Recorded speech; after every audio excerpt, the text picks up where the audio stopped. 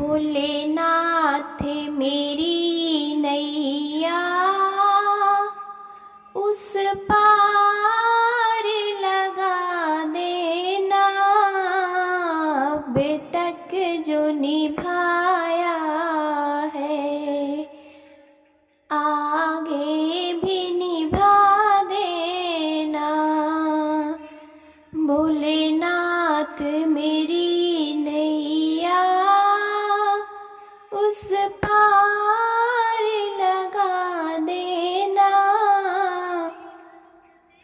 भक्तजनों, हर हर महादेव। श्री शिव महापुराण भाषा तृतीय शतरुद्र संहिता का 17वां अध्याय। शिव जी के 10 अवतारों की कथा हम सुनेंगे। नंदीश्वर बोले, हे मुने, आप शिव जी के उन अवतारों को सुनो जो महाकाल आदि 10 संख्यक कहलाते हैं। उनमें पहला महाकाल नामक सज्जनों को मुक्ति तथा भुक्ति देने वाला है और उसकी महाकाली शक्ति भक्तों को सर्वदा इच्छित फल देने वाली है। दूसरा तारा नामक अवतार और तारा नामक शक्ति हुई जो अपने सेवकों को सुख तथा भुक्ति देता है। तीसरा बाला भुवनेश अवतार और उसकी बाला भुवनेशी नामक शक्ति हुई। चौथा खोड़स नामक विदेश की खोड़सी शक्ति हुई जो भक्तों को सुख और मुक्ति देने वाली है। पांचवा भैरव की गिरजा नामक भैरवी शक्ति श्रेष्ठ उपासकों की कामनाओं पूर्ण करने वाली है। छठवां छिन्नमस्ता अवतार की छिन्नमस्ता गिरजा नामक शक्ति भक्तों के मनोरथ को पूर्ण करती है। सातवां धूमवान नामक शंभु का अवतार हुआ जिसकी धूम्रवती नाम की शक्ति सज्जन उपासकों को फलदाता हुई। आठवां बगलामुखी नामक सुखदायक शिव का अवतार हुआ जिनकी महा आनंददायिनी मंगलामुखी शक्ति हुई। नौवां मातंग नामक शिव का अवतार हुआ और उनकी मातंगी शक्ति हुई। 10वां कमल नामक शिव का अवतार हुआ और जिनकी कमला नामक शक्ति भक्ति पालक हुई। ये शिव जी के 10 अवतार सज्जन जनों को सुखदायक सर्वदा सुखमय तथा मुक्ति भुक्तिदायक है। भगवान शंकर की ये 10 अवतार तंत्र शास्त्र से संबंधित है और इनकी शक्तियों की अद्भुत महिमा है। ये शक्तियाँ शत्रु के मारण आदि कार्यों में अधिक प्रयुक्त होती हैं तथा ये दुष्टों को नित्य दंड देने वाली और ब्रह्म तेज को बढ़ाने वाली हैं। हे ब्रह्मांड, इस प्रकार शिव जी के इन 10 अवतारों को मैंने तुमसे कहा। जो मनुष्य शिव जी के पावन इन निर्मल इतिहास को भक्ति पूर्वक पढ़ता है वो अत्यंत ही शंभु प्रिय होता है। ब्राह्मण पढ़े तो वो तेजस्वी या क्षत्रिय विजयी वैश्य धनाधिप और शूद्र सुख पाता है। तृतीय शतरुद्र संहिता का 17वां अध्याय समाप्त। 18वां अध्याय ग्रहपत्य अवतार सहित 11 रुद्रों की उत्पत्ति। नंदीश्वर बोले, हे मुने, अब शिव जी के 11 अवतारों को सुनो जिसके सुनने से असत्याधिक दोषों से उत्पन्न बाधा दुख नहीं देती है। पूर्व समय में जब इंद्र अमरावती छोड़कर भाग गए थे तब उनके शिव भक्त पिता कश्यप को बड़ा दुख हुआ और उन्होंने इंद्र को धैर्य बंधाकर स्वयं विश्वेश्वर की पूरी काशी को प्रस्थान किया। वहां पहुंचकर उन्होंने गंगा जी में स्नान कर विश्वेश्वर महादेव का पूजन किया और एक शिवलिंग की स्थापना कर देवताओं के हितार्थ प्रीत पूर्वक शिव जी का तप किया। जब तप करते करते उनको बहुत दिन व्यतीत हो गए तब ऋषि को वर देने के लिए दीन बंधु शिव जी प्रकट हुए और कश्यप जी से कहा कि हे मुनि श्रेष्ठ वर ग्रहण करो। तब उन शिव को देखकर कश्यप जी अंजलि बांध उनको प्रणाम कर स्तुति करने लगे। बहुत सी स्तुति कर उन्होंने कहा, हे महेश्वर, हे स्वामी, मैं विशेष कर पुत्रों के दुखों से दुखी हूँ, तुम सुखी कीजिए। आप देवताओं के सहायक हैं, हे नाथ, आप देवताओं तथा यक्षों को आनंद देने वाले हैं। मेरे पुत्र हो, आप मुझे वर दीजिए। हे महेशान, जिस प्रकार दैत्यों से दी हुई पीड़ा देवताओं को बाधा ना दे, ऐसा कोई उपाय कीजिए। कश्यप जी के ऐसे कहने पर शिव जी तथास्तु कह अंतर्ध्यान हो गए। कश्यप जी अपने स्थान पर आए। प्रसन्न हो देवताओं ने सब वृतांत कहा। तब शंकर जी अपना वचन सत्य करने के लिए कश्यप से सुरभि में प्रकट हुए। उन समय बड़ा उत्सव हुआ, मानो सब कुछ शिव रूप हो गया।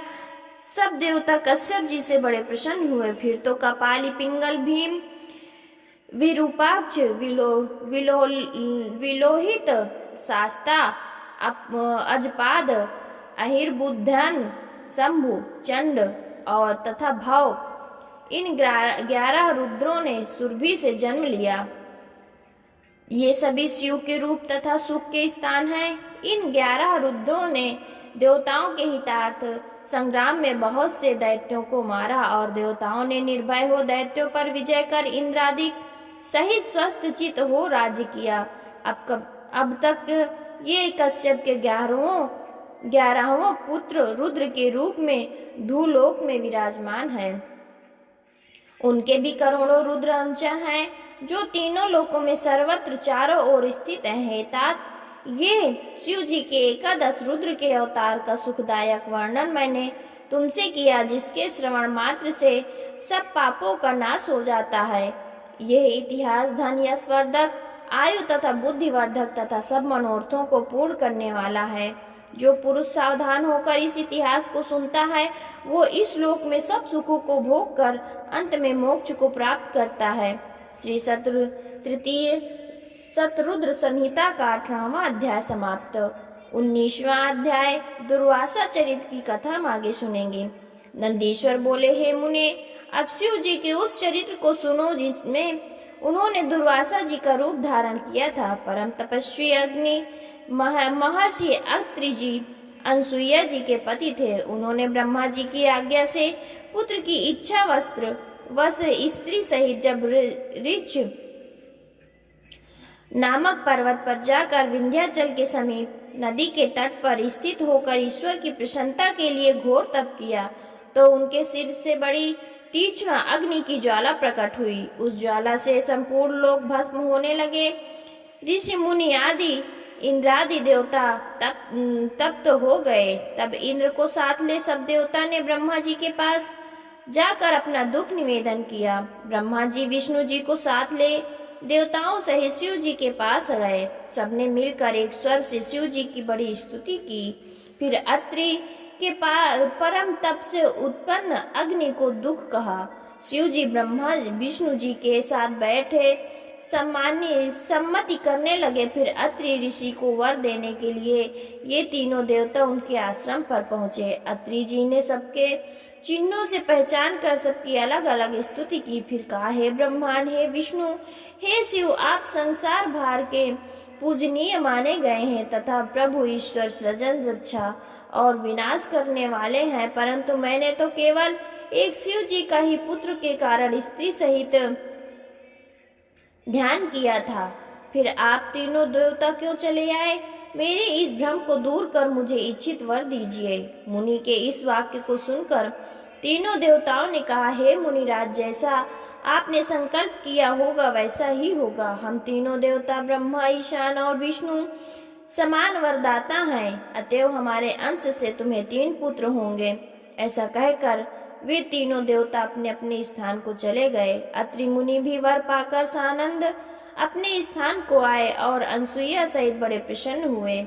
फिर तो उन अनसुईया नामक स्त्री से ब्रह्मा, विष्णु और शिव रूप में तीनों देवता उत्पन्न हुए। ब्रह्मा के अंश से चंद्रमा, विष्णु के अंश से दत्तात्रेय तथा शिव जी के अंश से मुनि श्रेष्ठ दुर्वासा जी उत्पन्न हुए।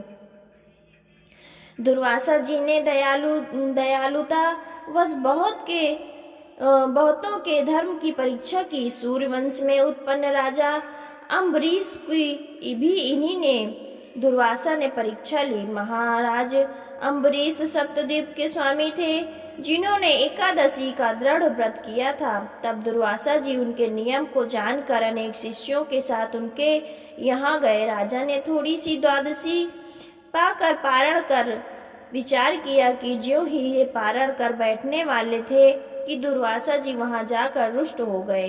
धर्म की परीक्षा मुनि उनसे कठोर वचन कहने लगे। उन्होंने कहा, मुझे निमंत्रण देकर बिना भोजन कराए जल क्यों पी लिया, उसका फल दिखाओ।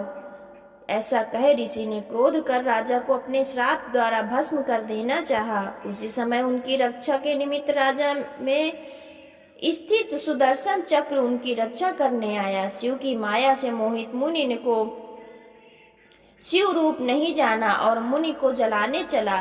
तब आकाशवाणी ने कहा कि सुदर्शन को शांत करा और ये दुर्वासा शिव रूप हैं। सुदर्शन चक्र को शिव जी ने ही विष्णु जी के लिए दिया है, फिर ये शिव जी पर आक्रमण क्यों करता है। सुदर्शन शांत हो गया। राजा अम्बरीश ने दुर्वासा जी को शिव जी का अवतार समझा, उन्हें प्रणाम किया। शिव जी के अंश से उत्पन्न दुर्वासा जी बड़े प्रसन्न हुए और उनके घर इच्छित भोजन करने गए। इसी प्रकार एक बार दुर्वासा ने रामचंद्र जी की भी परीक्षा ली। काल रूपी दुर्वासा जी से रामचंद्र जी ने नियम किया था कि तुम्हारे संवाद में कोई ना आने पाए।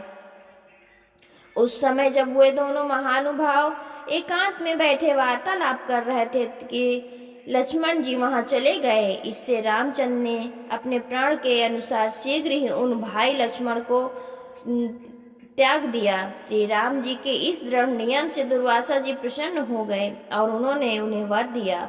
इसी प्रकार उन मुनि श्रेष्ठ ने श्री कृष्ण जी का भी नियम परीक्षा ली और विष्णु भगवान भूमि का भार उठाने के लिए वासुदेव के पुत्र हुए तो ब्राह्मणों की भक्ति कर वे नित्य ही बहुत से ब्राह्मणों को भोजन जिमाते रहे। तब श्री कृष्ण जी ब्राह्मणों के बड़े भक्त हैं, ऐसी प्रसिद्धि सुनकर वे उनकी परीक्षा लेने गए। जब श्री कृष्ण रथ जोत में रुक्मणी को बैठा कर चले तो दुर्वासा जी ने पहुंचकर श्री कृष्ण से प्रसन्न होकर उन्हें यह वर दिया कि तुम्हारे अंग वज्र के समान हो जावें। ऐसे ही जब एक समय दुर्वासा जी नग्न हो जल में स्नान कर रहे थे तो उन्हें नग्न देख द्रौपदी ने अपनी साड़ी का वस्त्र फाड़कर शरीर ढकने को दिया।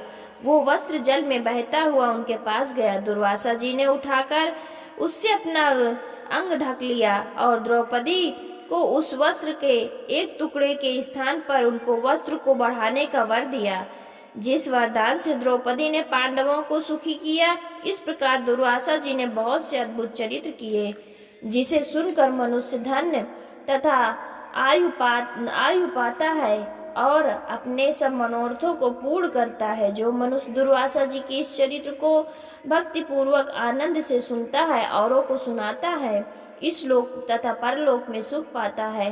तृतीय शतरुद्र संहिता का 19वां अध्याय समाप्त। भक्तजनों, हर हर महादेव, हर हर महादेव।